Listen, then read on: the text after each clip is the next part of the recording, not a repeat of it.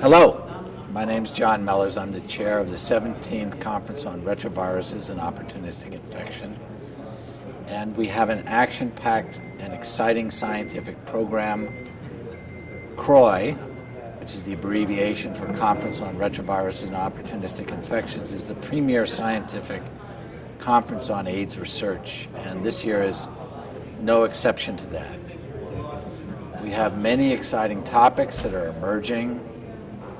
Those include the discovery and possible transmission to human beings of a new retrovirus from mice called XMRV, and we'll have a plenary session on that topic. There's been a paradox observed. This mouse virus infects primates, subhuman primates, and there's some evidence that it infects man.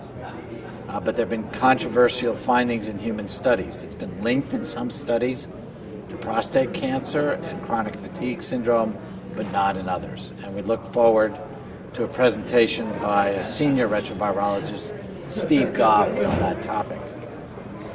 In addition to that theme, there's a new understanding of how chronic retrovirus infections of the lentivirus family cause disease. There are some species of primate that are unaffected by chronic infection, and others, like man, who generally succumb to the infection from immunodeficiency or destruction of the immune system.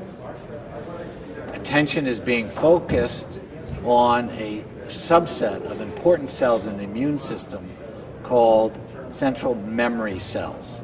It appears that ability to maintain those cells is critical for determining the outcome of chronic retrovirus infection. In those species that can maintain central memory cells, there may be no disease, and those who cannot maintain or exhaust the pool of those central memory cells, there is immunodeficiency and disease, like in human beings.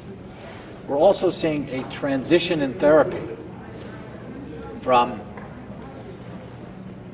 suppressing HIV replication with combinations of drugs to a greater emphasis on the possibility of curing HIV infection. And this is highlighted by a single case report in the New England Journal of Medicine in 2009 describing a patient who was cured of HIV infection through sequential bone marrow transplantation with cells that were resistant to HIV infection because they lacked the CCR5 receptor.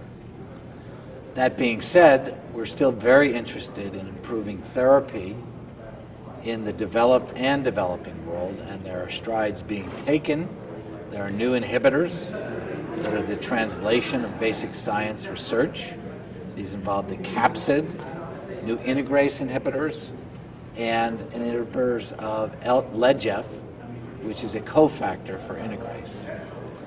We're also seeing simplification of therapy to other combinations that are put together in one pill taken once a day. In the developing world, we've seen fantastic achievement through antiretroviral rollout, but are rapidly facing issues related to second-line therapy and how to best monitor first-line or second-line therapy. And there are many research questions that will be addressed at this conference on how to optimize first-line and second-line therapy. In terms of how to bring an end to the AIDS epidemic, we know that there must be a greater emphasis on biomedical interventions to prevent infection. Those include microbicides, use of antiretrovirals to treat infected individuals and prevent secondary infection, as well as using antiretrovirals in uninfected individuals as either a microbicide, which is a topical preparation, or as an oral systemic therapy known as PrEP, or pre-exposure prophylaxis, to block potential transmission. Although there are no proof of concept data in human beings that will be presented at this conference, there are many encouraging studies, including animal challenge models as well as PK studies in men and women, suggesting that this approach is feasible.